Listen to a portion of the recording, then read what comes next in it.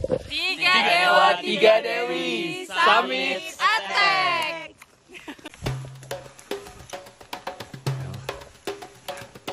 Udah starting summit si awalan. Dan perjalanan pun dimulai.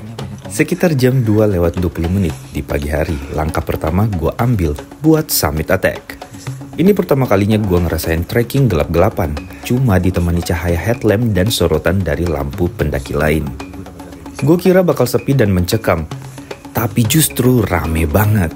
Jadi lebih semangat, kayak bareng satu pasukan yang punya tujuan yang sama. Trek kali ini cukup nanjak dan banyak akar pohon.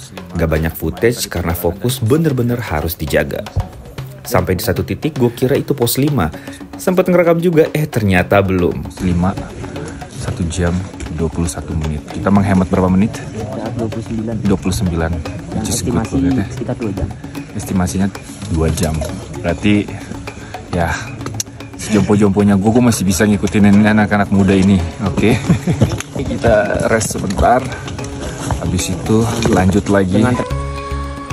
Istirahat sebentar, nikmatin city lights dari kejauhan. City light langsung. Mungkin di kamera sini kurang begitu jelas, tapi if you come here, guys, this is incredible.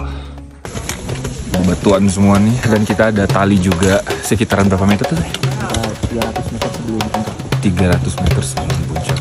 Wow, this is challenging banget. But yeah, we are not going give up right now. It's gonna be so amazing. So yeah, guys, I will show you how beautiful Islam is. Okay.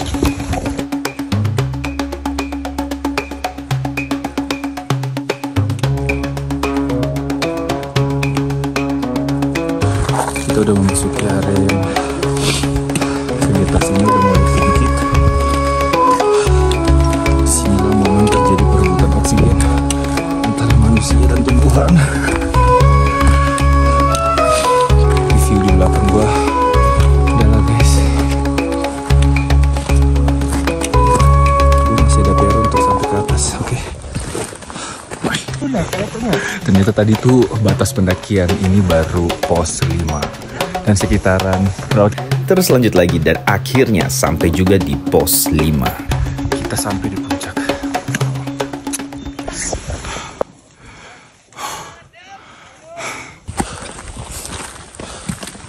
Dari pos 5, gue berhenti sebentar. Tapi diam itu malah bikin dingin makin merayap. Pas mulai jalan lagi, badan goyah. Headlamp udah sekarat. Langkah jadi nggak yakin, kepala muter abis.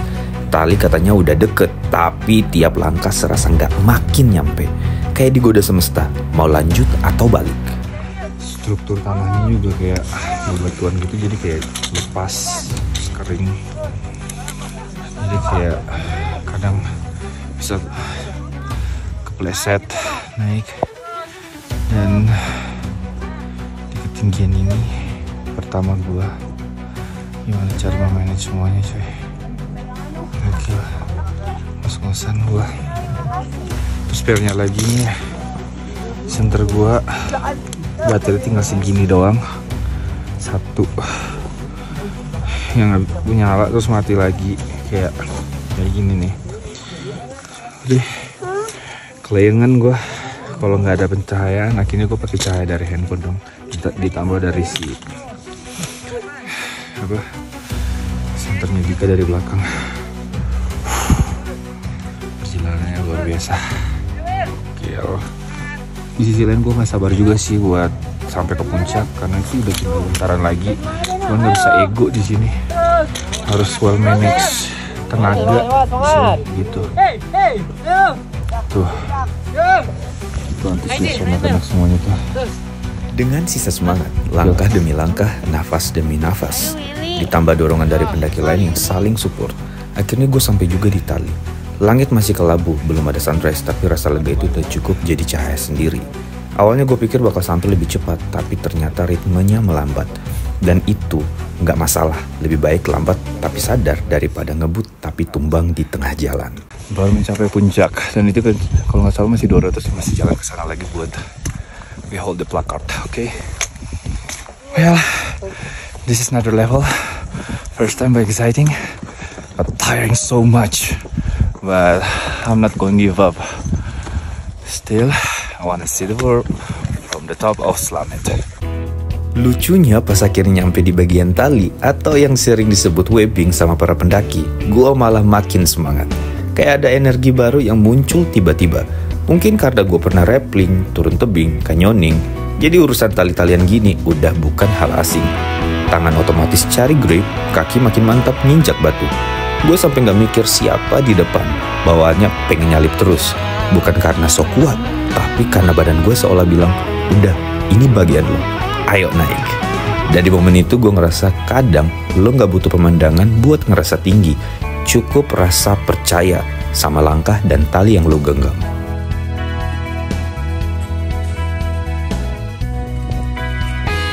Pas stres sebentar, gue sempat hampir ketiduran. Dingin bikin badan ngelawan, tapi gue gak mau ambil resiko. Jadi gue pilih jalan terus sampai akhirnya puncak. Tapi ternyata belum, masih ada tanjakan kecil lagi sekitar 200 meter.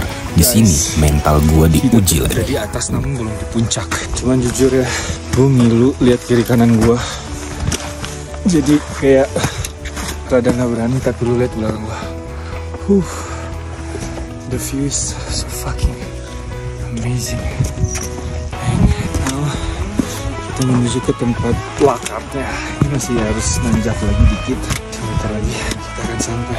Gimana apapun ya, untuk gue yang pemula ini mental banget guys. Suara gue udah sampai.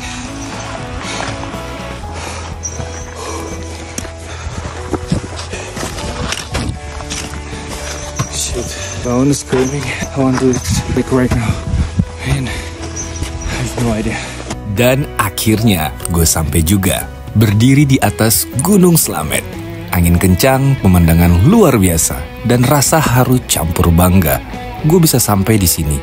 Tapi jujur, baru beberapa saat setelahnya, gue sadar ini atap tertinggi Jawa Tengah. Mungkin karena ini gue pertama langsung di sini, ya, gue udah nggak ada tenaga. Entah gue mau sedih karena capek banget, entah gue mau seneng karena ini sampai di puncaknya. Pemandangan super indah.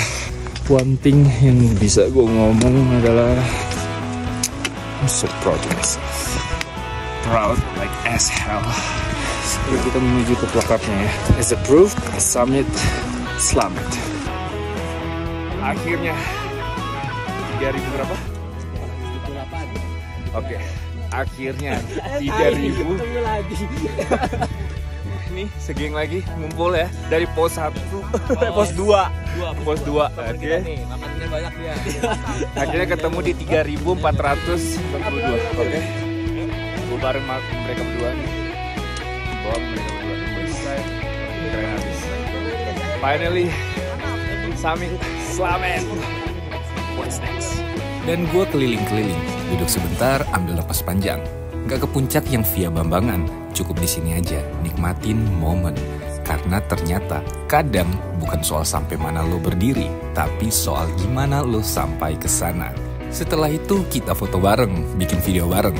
Momen yang mungkin sederhana, tapi kerasa banget. Ini bukan soal naik gunung, tapi soal naik bareng.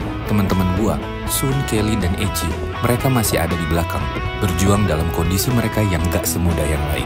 Dari semua yang gua alami di Slamet, mungkin ini bukan sekedar perjalanan ke atap Jawa Tengah, melainkan ini perjalanan ke dalam diri sendiri.